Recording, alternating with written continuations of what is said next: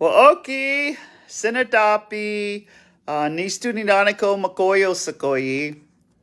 Oh my God, I'm excited. We're in New Orleans and there's like all these Indian women with ribbon skirts and shopping lists and eating lists and they've been crying and they've been laughing and the badass auntie I mean, we have a guest, but what I need to tell you what happened here yesterday that was so beautiful.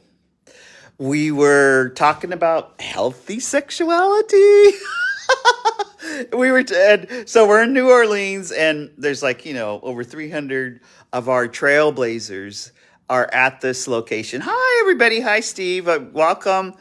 Um, and at the beginning of my talk, and I'm just talking about healing and hope, and it's around sex trafficking in Indian country and Alaska with the Minnesota Indigenous Women's Sexual Assault Coalition. These are the grassroots cultural trailblazers. Anyway, at the beginning of my talk, I go, okay, who masturbates in this crowd? And so some people went like this. They're like, oh, I do. And then we had our talk, then we laughed, and we got to the real deal.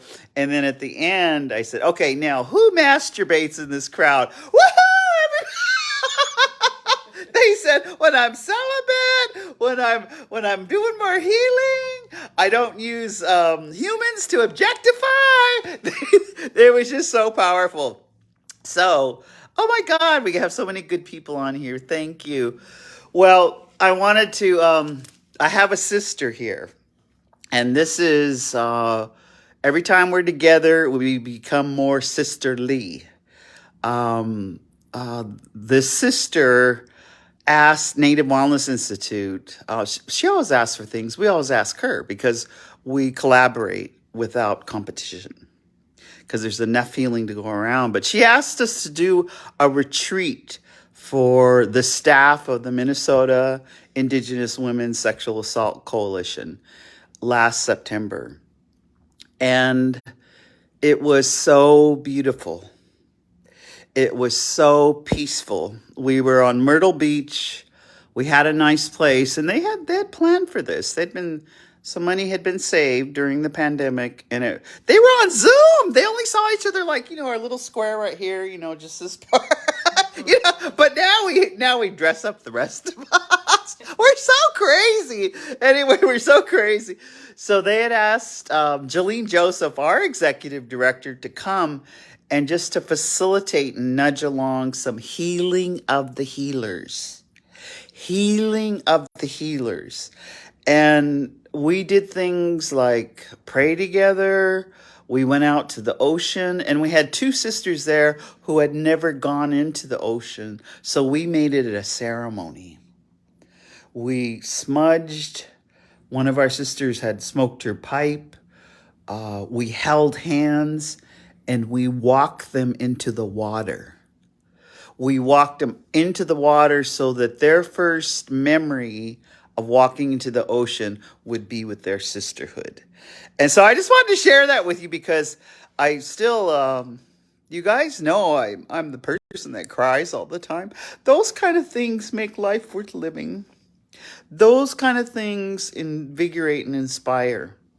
And those kind of things heals the healer. And this healer got a big healing there. So I just want to thank the Minnesota Indigenous Women's Sexual Assault Coalition. So our special guest, I'm going to kind of let her do a lot of the talking with some introductions because, when it's best to hear the voice of the woman.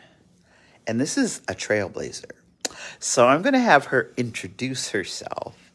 And we're just sitting up here and I don't know, we're way up in the sky. Just look at that in New Orleans. Anyway, without further ado, this is my sister, Nicole Matthews. Bonjour, relatives. Bonjour, Nindinawe Maganang. Oops, they're only seeing half my face. Okay. This way. Okay. Oh, sorry. There. So you can actually even hold it if you Nicole want. Matthews, Arganashimong, Manidu, Beneshi Kwe Indigo, Migazan Dodame, Gawa Babagana Kag and Dunjaba. Greetings, relatives. My English name is Nicole Matthews. My Indian name is Spirit Bird Woman. I am Eagle Clan, and I'm from the White Earth Band of Ojibwe. I'm the executive director at the Minnesota Indian Women's Sexual Assault Coalition, and we are hosting our conference on strengthening sovereign responses to sex trafficking in Indian country in Alaska. And we're down here in New Orleans with our badass auntie, Theda, who has brought so much joy. And one of the reasons that we really wanted Native Wellness to come down is because when we're talking about trauma and we're talking about sexual exploitation and sex trafficking, we also have to make sure we take care of our spirits and protect ourselves and spend time laughing and being in community with one another and making sure that we always connect to the spirit part of us and to the joy, and that's really important when we're doing this work. So she did a beautiful job closing our day yesterday and setting some of that tone, and she's gonna be back tomorrow to help us close in a really good way. And so yeah, we're sitting up here on the 18th floor, and it's pretty great. Yeah. So we were just visiting, and this is our 143rd week of bringing to you positive, productive, and proactive, inspirational dialogue. So I was asking Nicole, and I always, you hear a sister's story, and a lot of this conference is about she said. It really is. We need to listen to what she said. So, Nicole, how did you get into this? I mean, and what is some of your story? I mean, how does the Indian woman just go out there and start doing this healing with sex trafficking and with all of the demoralization of our women by patriarchy, by systems, sometimes by our own relatives? And so tell us a little, how did you get involved? Because some of our listeners out there, they're involved in it, or they want to come help. So let's hear how she got involved. Thank you. I think, I feel like I got involved in this movement before I ever got involved in the movement, before I ever thought about it as a movement. Because growing up, I experienced and witnessed violence in my home, and as a child experiencing sexual violence and sexual harassment in school, and experienced domestic violence in relationships and sexual violence, and then went to school. I started out going to school for business, and I was like, my brain does not even work like that. Like, that's not it's not where my passion is, right? Right. So I started going for psychology, which was my real passion, because I always wanted to help people, and I always wanted to, to be a support. And in one of my classes, one of my professors asked us to do this project on violence against women. And it was kind of like a personal narrative where you had to or to talk to people, or it made me unravel some of the stories of my relatives and the people that I loved, and it really brought me to tears and was really hard. And what it did was it made me realize that was really my passion and where I needed to be. And and so that's really how I started. And it was really starting a lot in like volunteering and how can I help, and in direct advocacy, and then working eventually with the coalition. And once I started working here, it felt like I came home, because in other programs I was working for non-Native programs, and coming here and working with our tribal communities and working with our Native sisters and our Native relatives was really like coming home for me. And then I was one of the interviewers for our Garden of Truth research, where we interviewed 105 of our Native sisters who were used in prostitution and trafficking. And I personally interviewed about a third of those women, and it was devastating to listen to the stories that they shared, and I learned so much and was so grateful to them for sharing what they shared.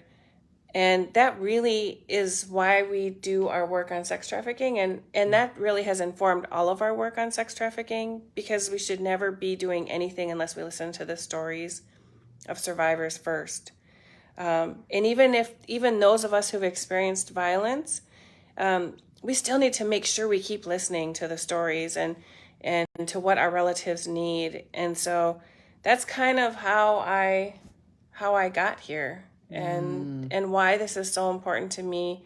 And I have 2 daughters and a son and a grandson, and I have nieces and a nephew, and I want their world to be different. I don't want them to keep telling the same story and to keep hurting in all the ways that many of us have been hurt.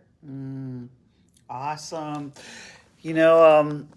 We're sitting here and in comfort, and we were just identifying with each other, our similarities. And, in the last 4 decades I've been asked, those of you notice this pandemic transformed us? I mean, I'm just like a work in progress, and I know Nicole's a work in progress. Remember that you're not done yet. Remember that you're in the midst of this process, and that you have choice. And among those choices is you can change your goddamn mind. Right. You can spin on a dime, and you can go a different direction of self-love. Yeah. I was just sharing with Nicole, because we compare notes. And I told her, I said, yeah, I'm getting kind of emotionally jerked around, because I'm doing this self-love journal of 100 days, and it is transforming my thinking to loving Theda more and taking better care of Theda, and not taking care of everybody else. And I tell you, so I really want, I consider Nicole and us friends, because she gives me as much as I give her. And that's different than when I was younger, and all my friends, I had a caseload. Which is, you can do a caseload when you're on the clock. I know how to do that. But it's more about energy. It's more about energy. We need to make choices of friends, and in our careers, in our jobs, at our homes, at the dog park, wherever you are, is that people that give you energy and not suck your energy. And so, but I'm so inspired. I just came from a workshop where it was male peacemakers. I mean, I looked in the door, and I'm going, wow, they're talking about healing Indian men. God damn, I better go to this workshop. No, and just listen. It's not, I don't want to heal them. No, I did codependency 101. No, I don't want to be healing just the. But tell us, Nicole, how did the workshops here, I want to go again, when you want to hear, you heard it and you want to hear it again. Yesterday when I was crying, I was actually a lawyer was just telling me all this stuff about how wow and how we how we gotta manipulate and get in the system, and we can't just be sitting on the couch eating Lay's potato chips. We got to get our ass up and go out and fight. And I'm I'm crying. And so tell us about who's here. And tell us about the message of this conference in New Orleans. Tell us some of that. Yeah, we have, oh my gosh, we have so many amazing people at this conference. And this conference was really done in partnership with the Office on Violence Against Women, who funded this conference. And so we've been working with them and coming up with, presenters. And one of the things that we heard from our last conference, because this is our third, and Our last one was in January of 2020 down in Tucson, right before the whole world shut down and we were all stuck in our homes. Right? And so we've been waiting to have this in person again because we didn't want to do a virtual conference because with a subject like this, you really need to be in person. You really need to feel each other's energy. You really need to be able to connect.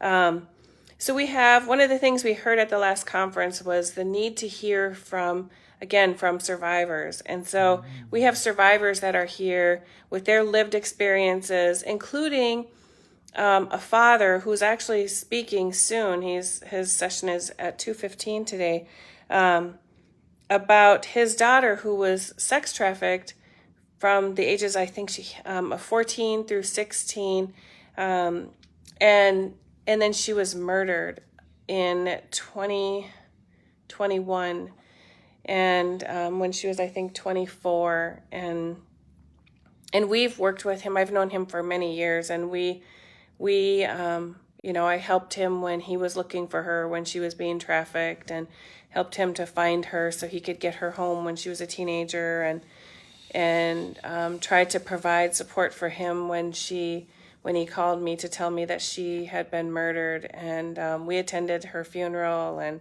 tried to be there for the family. So we have survivors and families here.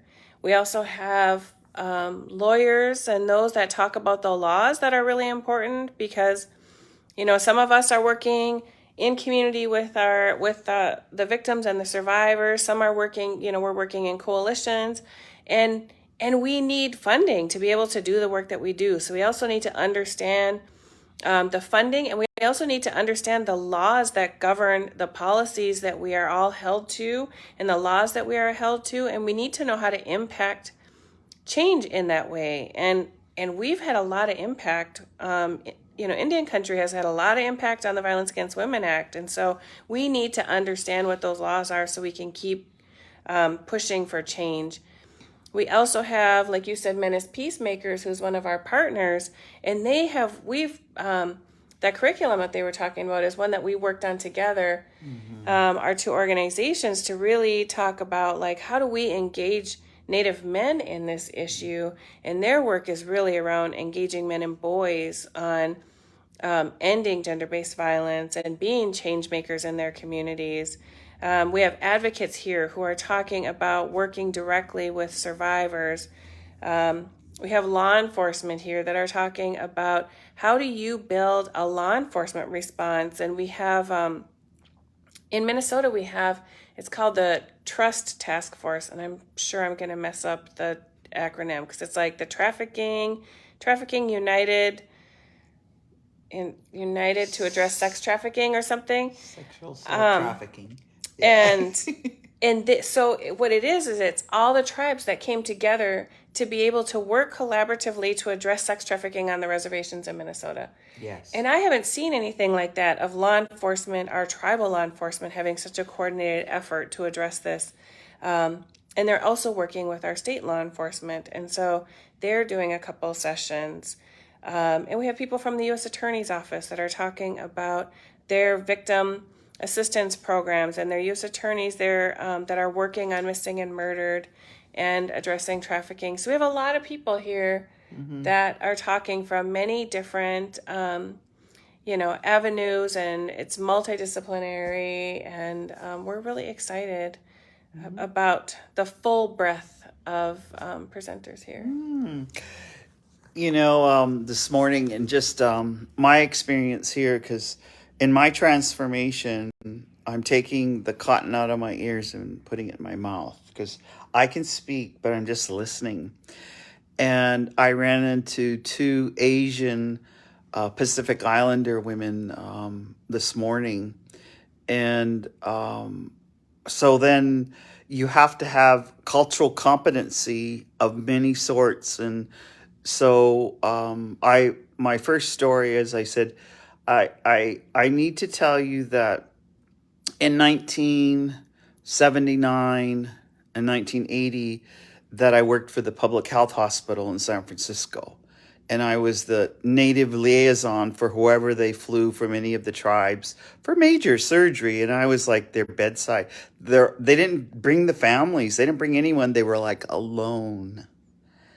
And I was the one that would sit with them in their hospital bed. They would have the surgery and recover. And luckily, you know what? They didn't die. I'm not saying it's because of me, but I'm like the Indian that smudges everybody and begs Creator to let them have a chance. But I shared this with them because that was when they brought in, quote unquote, the boat people, the Laotian Hmong, the Vietnamese, and they put them in the trailers behind the hospital. And I was, like I'm an Indian. Us Indians, we look at everything, and I'm going, Jesus criminy.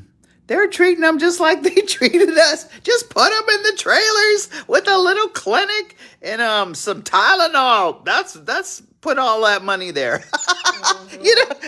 Anyway, Res Dogs does a really good piece on that humor around IHS, but that story connected us, and those two sisters I spoke with, we couldn't stop talking because I started to hear their story, and I started to hear their wanting.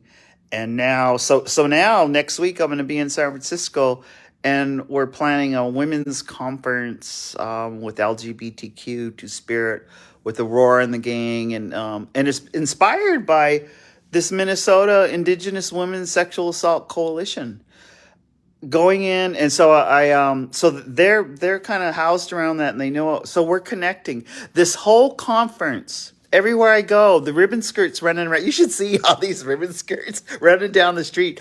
They're meeting each other. They're talking to each other. They're sharing their story. And then they just say, okay, how do I get hold of you? Okay, so how do we talk? How do we integrate? It's true, no competition. There's no damn competition here. We got too much to do. We have too much action. So Nicole, could you just describe like what you have seen? I mean, Nicole's she's like the heartbeat, and she's emceeing. She does many things, and it's really good to see her just like, we're just sitting on the couch, enjoying each other's dialogue, sharing with you on this 143 weeks of Native Wellness Institute's Power Hour. So tell us more about your ahas and what's been going on here. Yeah, well, I'll tell you, I don't know if it was an aha, but yesterday was so powerful. So we always start with 4 jingle dress dancers, red jingle dress dancers, to come from the 4 directions. To represent our missing and murdered, because there's such a connection with our missing and murdered and sex trafficking. And what happened was we connected also with some of the tribes down here, and the person who came to do to say the prayer and a welcome from the tribes down here brought his daughters, and they were jingle dress dancers. And so they had all different colors of jingle dresses. And so we had 8 jingle dress dancers. And it represented all the colors, right? Like they had like the teal for sexual assault and the purple for domestic violence. And there was blue for sex trafficking. And it was so beautiful. And the jingle dress dancers really danced throughout the crowd. Like, so usually we have like little aisles, and we didn't. So they weaved in and out, and they fanned, and they spread that medicine around to all the people that were there. And to see those little girls that were there, and the older women, one woman, she's a grandma, and her daughter was there, who was a mother, and then there was young girls, and it was beautiful. And it was just an opening of medicine, of that heartbeat from the drum, and you could really feel the tone that it set for the space. And that was really impactful. And even people that were here, like our AV guy was like, I want to do this next year. Like, you guys, this is so amazing, right? I he was like talking to me, and he was like telling me about his grandma, and you know what? He just said, I just never heard anyone doing a keynote ask if the audience if they masturbate. Anyway, everyone here, you know, they may be doing the technical stuff, everyone here coming, but when they start to listen, it hits you in your heart and you know you got to take action. Can you tell us more about, like, you know, when it hits you in the heart? Yes, it's okay to cry. Yes, it's okay to be sad. It's okay to be pissed off and angry, but you got to get to the calm space where you move into action. So can we tell our audience, how do we move into action? How do we begin, Nicole? I think we have to begin by, again, listening to our survivors and lifting up their words. And I think we have to take their advice of what they need, right? So there's survivors. We had a very articulate, like a very amazing, powerful panel of survivors yesterday who said, like, we have a lot of nonprofit organizations, and we do, but we still have limited services for victims of sex trafficking. They need housing. We need housing. We know in Indian country we have a shortage of housing. That's like one of the number one risk factors for being used in trafficking is being homeless. Like when we did our research, 98% of the women were currently or previously homeless. If you don't have a place to go, it is much easier for someone to exploit that. And when you're on the street, it leaves you open to all kinds of things happening. I mean, you see it here in New Orleans walking around the street, and there's a really high homeless population. So housing, we need to address. We need to look at, again, those laws and policies. We need to look at our law enforcement response and making sure that there's, you know, an adequate response. Because oftentimes we see victims that are arrested, right? Because we're still criminalized. Women in prostitution and trafficking are still very much criminalized. And so we see oftentimes more arrests of the victims than we do of the people who are buying and selling. And so we need to address that. We can get involved in our communities. We can start, even people that are not even connected to this issue as far as advocacy, can start having conversations in their families about having a better understanding and how do we educate ourselves. And you know what, when I was doing the research, one of the things I thought would be so beautiful is, you know, we have like those welcome home ceremonies for our adoptees that have been adopted out, but we need to welcome our relatives who've been trafficked back home. We need to welcome them back home. We need to have ceremonies for them because they are carrying so much shame and so much trauma. And I heard a story of a woman who, one of the women that we interviewed, who said she cut up all her eagle feathers because she didn't feel like she was worthy to have them. And so you think about, like, they think they don't belong anymore, that they're not welcome in our circles anymore. And so that's one of the things I would love to see is like, well, let's do some welcome home ceremonies of our relatives who've been trafficked. Oh my gosh. You know, just listening to you, and I look into Nicole's eyes, and that's, you know, as we look into, you know, you badass auntie's watching you. But that when you look into someone's eyes and what she said, what that story is, and that ceremony that you just spoke of, I just went back to, you know, one of the biggest healings I ever seen in Heartbeat, Montana. 130 Vietnam veterans were welcomed home. And when you said that, I just these precious sisters, these precious girls, your daughters, your aunties, your grandmas, some are living with a secret. Yeah. And we're only as sick as our secrets, and we shouldn't allow that secrecy to cause the internal spiritual damage as well as the physical damage, because your body will wear your trauma. And Native Wellness Institute, we don't want you to wear your trauma. We want you to wear your wisdom. We want you to go from lateral violence to lateral kindness. We want you to go from lateral violence to lateral forgiveness. And that's why we're doing the Power Hour. And that's why I got Sister here, because Sister's been doing this. And sometimes we just have to remind each other that we're badass because we're still doing this, but we take care of ourselves. We sleep good, we eat good, we laugh, we entertain, we just love our little ribbon skirts. We're like ribbon skirts, but maybe in this. So we've been going for like a half hour, and we'll kind of.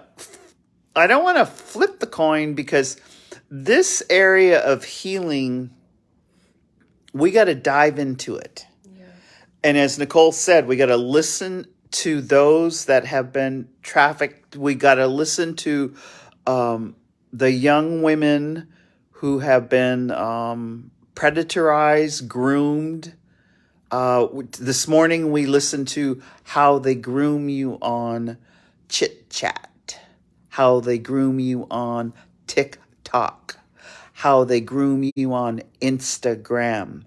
We were just sitting there, and how it is so seductive to that vulnerable young mind. And then how we can protect, and then once if there has been a perpetration or there has been that trauma, how we bring back the spirit and belonging and bring that person's spirit home. And so we'll continue, and just like today, I had to, because one of my coping mechanisms is when I hear too much trauma, I look at beautiful pictures of my family, or my aunties, or my mountains, or my pet foxes. I look at, because I can do it for a while, but I don't stay in it. Yeah. We cannot go down the drain in the trauma. We have to pause, like Thosh, like, okay, breathe, 6 in. To take a breath, to ground. And so maybe we could like switch to that, like how we take care of ourselves. Because one of the things that while I was here is I just stop and do a gratitude list. So I just say, thank you for the air. Thank you for the wind. The wind is so cool here. They think it's too windy, but we love it. Thank you for the water. Thank you for that I have this nice NWI. Thank you, Lavina, that you got this beaded necklace with my name. Thank you for that I could hear. Thank you that I could see. Thank you that that I could I can feel the touch. I start doing a gratitude list, and then it grounds me, because in that trauma, we cannot stay with it. We're just healing a little bit at a time and pacing ourselves. So Nicole, can you speak about, I just see her as this woman, doing this, 40 years or so? A long time being a helper. And how can Native women and the men are the same-sex marriages out there, how can they help? How can we begin to heal? Can you talk to us about that? About healing? Yeah. Yeah, for sure. And I love what you said about gratitude. So after you came to our retreat, she should tell you about the talking stick she brought. I've heard if you want me. So you talked about gratitude and about how it changes your mind. And it's funny because when I was raising my kids, my kids are now 17, 18, and 29. But we used to always do because we always sat down for dinner together, and we would ask them, who did you help today? And what are you grateful for? And we would all go around the table, parents, kids, everyone. But I hadn't done that in a while, and you reminded us about the gratitude. And so we have a staff check-in every day, and we do, we started it when the pandemic started, when we all had to sit here on Zoom and stare at each other's little boxes on the screen. And but we did it not in a way to check in with work. We did it in a way to check in as human beings, right? Like, how are you physically and emotionally and mentally and spiritually? And all of us have lost people during this pandemic, during the last 3 years. And so we did it as a way to check in with each other, human to human and spirit to spirit. And we added not only the elder's meditation of the day, but what 2 things are you grateful for? So every morning we share what 2 things we're grateful for. And it has changed us. It has changed. Okay. It starts our day like in a way of, thinking about that. So I was thinking about that when you were talking. I think when healing is really critical, especially for victims of sex trafficking and for all victims of domestic violence and sexual violence. And our communities are hurting from so many things. And we oftentimes talk about self-care, but what that does is it kind of puts the responsibility on only that person, right? That was like hurt so much, when it should be like, what is our community of care? How are we caring for each other as relatives? We have ceremonial ways that we can turn to, but not everybody knows what they are. So how do we help our relatives that don't have safe access, or don't know what those ceremonies are? And then there are really simple ways of like breathing, like taking deep breaths. If you're staring at a screen all day, they say every 20 minutes, look away from your screen 20 feet for 20 seconds, like rest your eyes. Pray love and good prayers into your water before you drink it. Put good things in your body, because sometimes we put not such great things and we feel it, right? We feel it afterwards. And then I think it's about like, what is the energy that we're carrying, and how are we just really being good to each other as relatives? And that's what advocacy is being a good relative. And I've heard so many of my mentors and all the aunties in the movement that have taught me about what does it mean to be a good relative, and to get rid of all those things you learn when you're going to school for psychology about like how to have 12 degrees of separation from the person you're sitting with, because these are our relatives at the end of the day. And how are we sitting with them and being good relatives to them? No, thank you. And just actually saying that, being a good relative. I work with the Seattle Indian Health Board over the years, and we don't call anyone who walks through the door a patient or a client. Right. We call them relatives. Yes. And, we're just saying, it's my relative. And they'll say, dang, how big's your family? And I go, a couple million. Right. But that being a good relative. And so maybe we could talk a little bit about that. Taking the cotton out of the ears and putting it in your mouth. Sometimes being a good relative is just creating safe space. Right. Just creating safe space where there's calmness, a cup of tea. It can be, my sister's always got to have like an espresso Starbucks. Which is cool, because she said, I love the bean. I'm not giving up the bean. I don't care. But I gave up the bean, but you're sitting there and you're creating safe space. So think about this, I asked Nicole before we came on, I go, do you want to smudge? I mean, because you know how hotels, they don't let us smudge, but us Indians, we sneak anyway. Just smells like sage. No, some sweet pine. Smells like cedar. Anyway, lighting a smudge and listening to each other, and together asking Creator for help. One of, Indians, we're not good at it. Ask for help! This is badass, Auntie. Ask for help.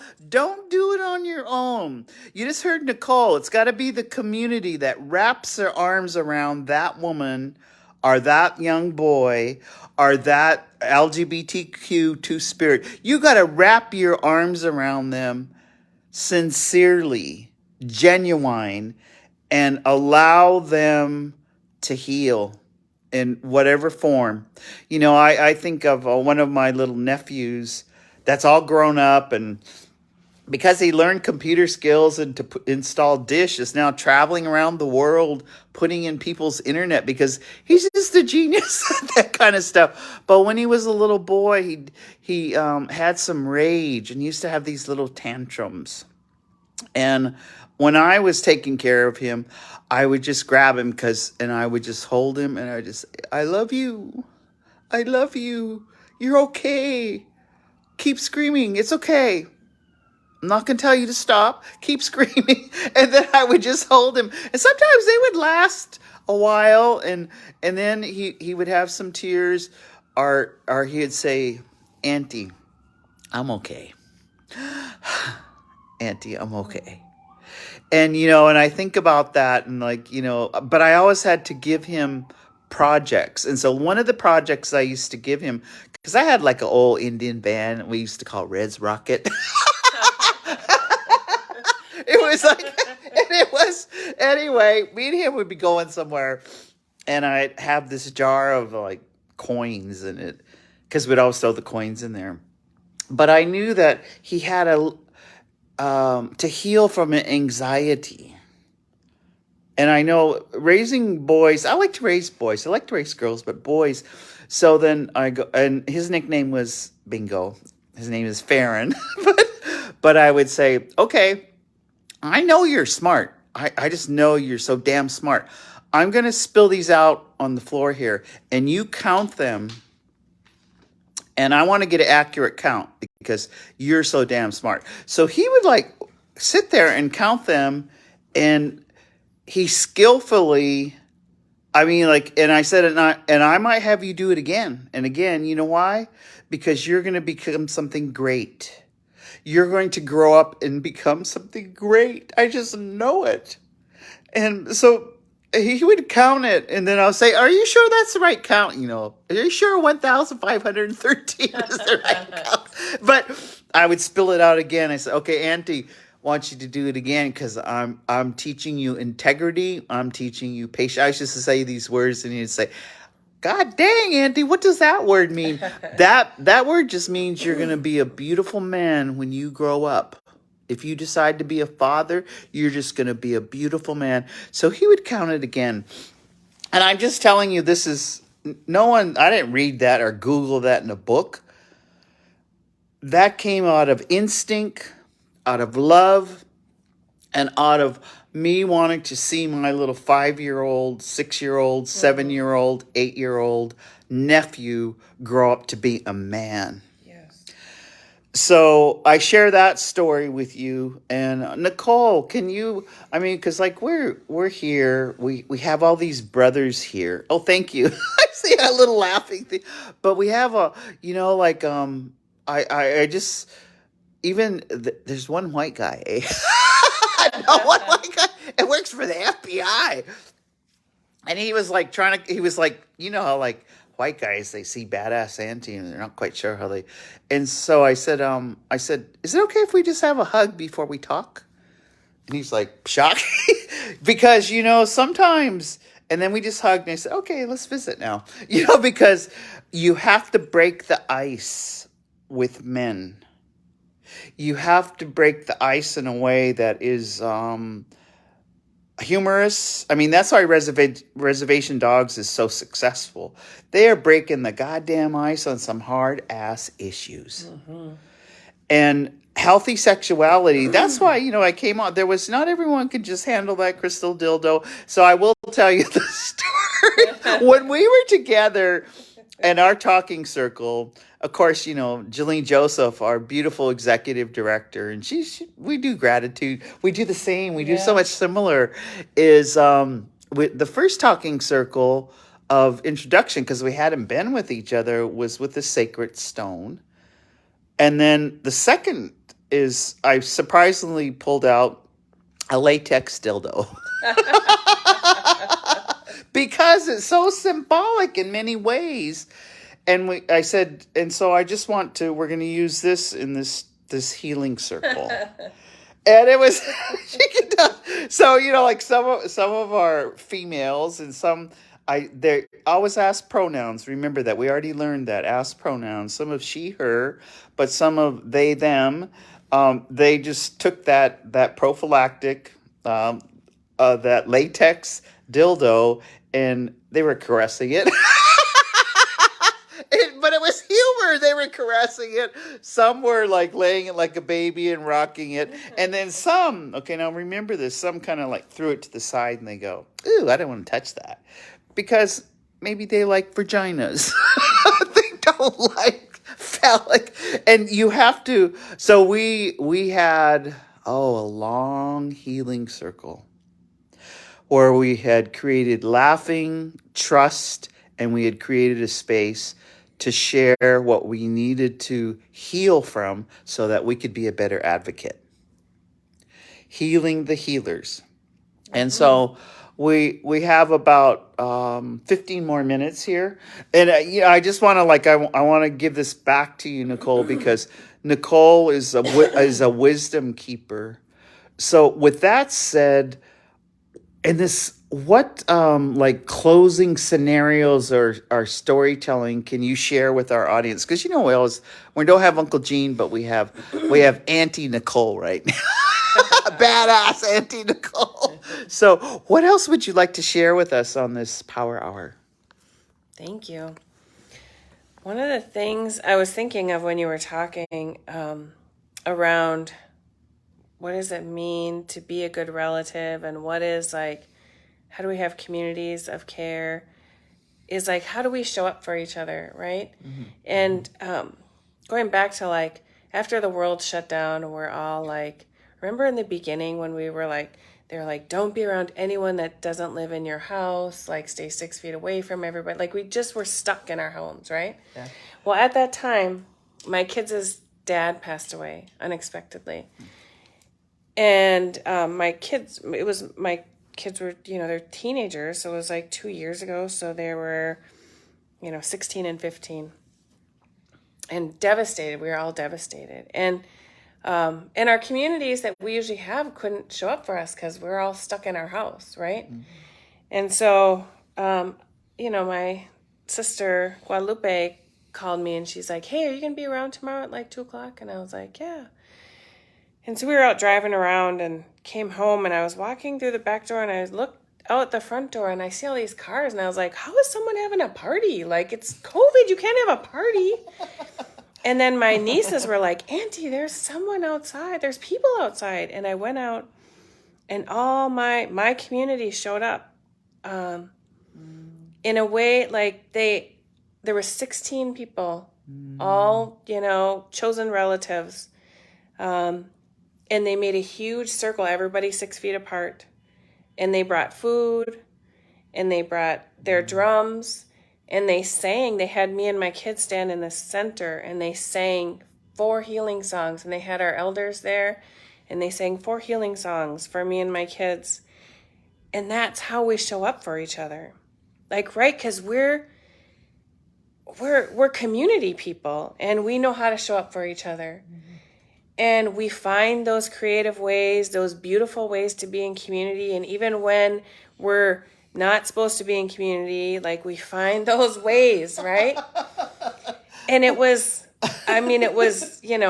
in tears and my kids were in tears, but it was such a beautiful expression of love. And so when I think about how do we show up for each other, I always remember that. And I think, the other thing is our tears. And you talk about how you cry a lot. And as Indian people, we've learned to suppress our tears, mm-hmm. right? Because boarding schools taught us not to feel, don't show that part, don't cry. And so for many of us, myself included, it's hard for me to let that out.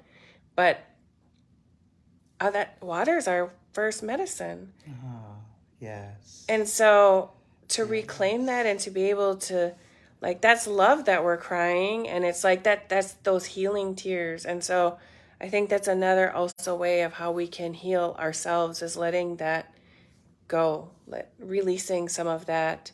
And with the men, you said it perfectly yesterday. Let them do their work. We just got to get out of the way and let them do their work, right? And we can support them and love them, but they have their own work to do. And I support that in all the beautiful ways that they're going to do that.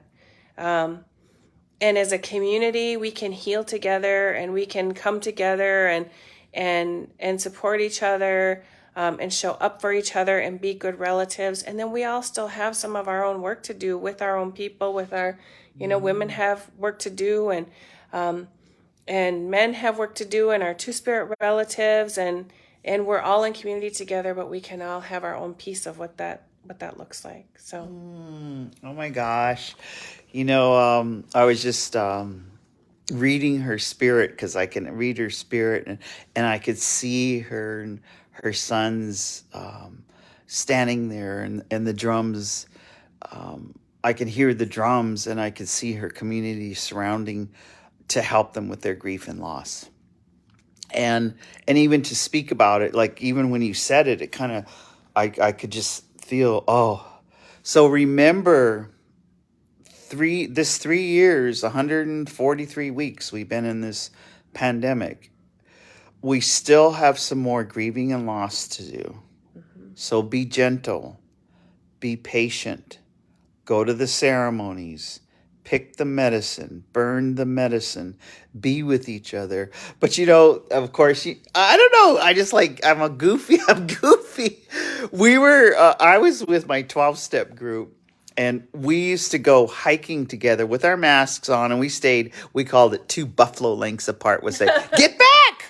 2 buffalo lengths, but we would come in separate cars. And then one of our crazy friends, she said, I know we can't hug each other. She goes, but it's okay if we rub booties. So we're like, we're not. So then we would just like back up, and we would rub our booties, and it was just like, and then we'd laugh. And that's why reservation dogs is, because when you laugh, that spinal cord, what hits you up your spinal cord, you're laughing, you're crying, both heal. And so we'd rub booties together, and then we'd laugh, and and sometimes like we were with our 12-step group, and some don't never touch booties. Like it's okay. That's healthy sexuality. You could but we had our clothes on, and we would just like rub it, because we couldn't touch, and we didn't want to breathe on each other. And that's how Indians are. We're innovative. And so in our closing comments, I'm going to say something. I'm going to pass it to Sister with some closing comments of today. We wanted to come to you. It's 143 weeks of Native Wellness Institute's Power Hour. We're starting to do live in person. We're doing the Healthy Relationship Training of Trainer in Portland. You can go to the site. I'll be one of the facilitators, and I think Uncle Gene, and I'm hoping Jolene, anyway, our team will be there. So you can go to the site and look on our in-person, and we're still doing virtual. And I heard something today about some of the elders and not being as mobile. They appreciate online.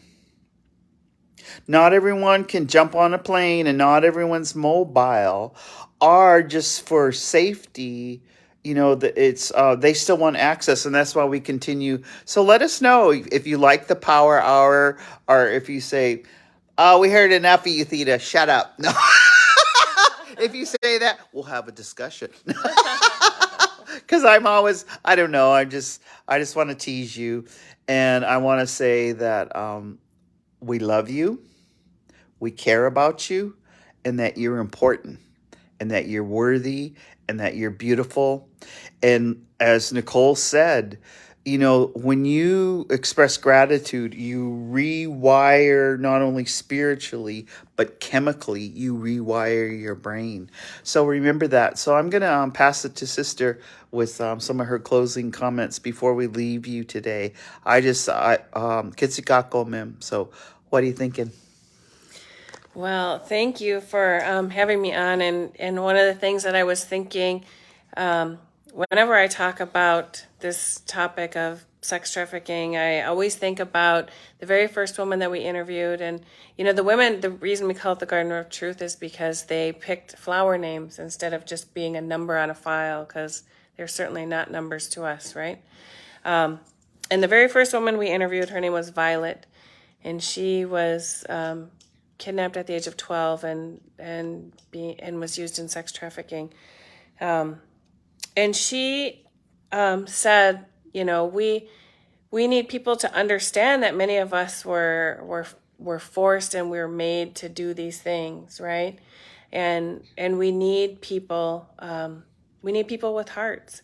And I know that our people in Indian country are people with hearts, and I know that the people who are doing this work and in community are people with hearts, and it's not easy, but we can all be good relatives and show up for each other instead of turning our heads when we see someone who's homeless on the street. We can go over there and ask them if they're okay, and if there's something we can do, and if there's a way that we can help. And so I'm grateful to be in community with all of you, and I thank you for everything you do in community. And if I ever cross paths with you, I will show up as a good relative for you. So, Chimigwit. Can you please tell them how we contact? Yes. Yeah. So our website is www.miwsac.org. All of our staff information is on there. We have grown from a staff of one, me, in 21 years ago, to a staff of 15. So we're growing. All of our contact information is on there. We have a number of resources on there. And this conference will be every year. So we will have another one next January. We'll start planning as soon as we can take a couple breaths and sleep a little bit after this one. And we will look for a location. So if you have a location and you would like to host us next year, let me know. And we'd be happy to bring this conference to another tribal community. Oh, awesome. And I'll just have to say, because I'm here and I am a participant, and I'm an elder, and I'm also presenting, but I'm just having the time of my life. Every single conversation has taught me something new. Every single conversation has reinforced that Indian to Indian is some pretty damn good stuff. I mean, and then our allies from other cultures, and even, the allies that come from Europe descent here, they're our allies. Put your hand across the table and extend yourself and listen, because it is that connectedness that is going to change our world. So again, we're inviting you, Native Wellness Institute. We will be in person in Portland, February 6, or 7, 8, 9, and you can come for the Healthy Relationship. But next year, the conference, and tell us where. I want to come to the conference next year. And, I've been thinking, as you get older, it's kind of interesting because we can't do everything like we did when we were 30. So you veterans out there, you badass aunties, take care of yourself. So save up good energy, replenish. I've been resetting. So and I shared this before, I imagine people, places, and things on a helium balloon. And I see these balloons, and and some of the balloons they'll never disconnect because they're my ancestors. They're like my support system. They keep me going. But there's some things that I've had to let go. There's some helium balloons because they served a chapter in my life, but they don't serve the chapter I'm in now. And so I'm just inviting you, look around and see who supports you. Look at the umbrella that gives you joy. Look at the umbrella that gives you serenity. Look at the umbrella that just makes you laugh your ass off. I mean, like, I laugh a lot because I choose to. I cried too many goddamn years. I still cry, but I choose to laugh because, and mainly at myself. I mean, like I was teasing my one girlfriend. I go, you got to practice putting on your underwear without holding on to anything. And you got to practice getting out of the bathtub. Because when you can still do that, you're still badass. So, and you get you you build muscles so that you don't have to hold on and be shaky. So remember, tomorrow morning, practice putting on your underwear without holding on to anything. So with that, we're gonna say Kitakito Matsuno. We love you. My sister and I, yes, we're gonna go back downstairs because we got a lot of people still healing, and just join them. But Native Wellness Institute, we thank you for being with us in the Power Hour. And Kitakito Matsuno means see you later. We never say goodbye. That's what Gigawabaman is too. See you later. Same. See you later. Okay, so Kitakito. Gigawabaman.